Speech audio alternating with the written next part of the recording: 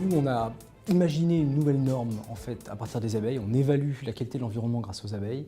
Et pour pouvoir le diffuser, il fallait une reconnaissance. On avait besoin à un moment d'être reconnu au niveau national.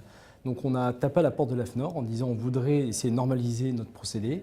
Et on a dû inviter à la table également nos concurrents parce qu'il fallait avoir quelque chose qui soit représentatif du marché.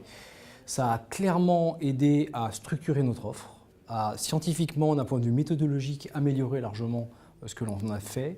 Et puis, en termes de reconnaissance, aux yeux de l'utilisateur final, qui sont essentiellement des groupes industriels, ça veut dire que c'est une méthodologie qui fonctionne et qu'il y a une reconnaissance au niveau de l'AFNOR. Et ça, c'est extrêmement important pour eux.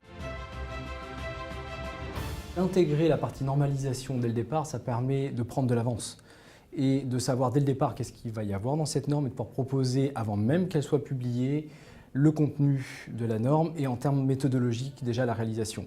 Ce qui fait qu'à la publication de la norme, on a pu dire à nos clients on suit déjà cette norme vu qu'on a participé à sa création et c'est un véritable avantage concurrentiel.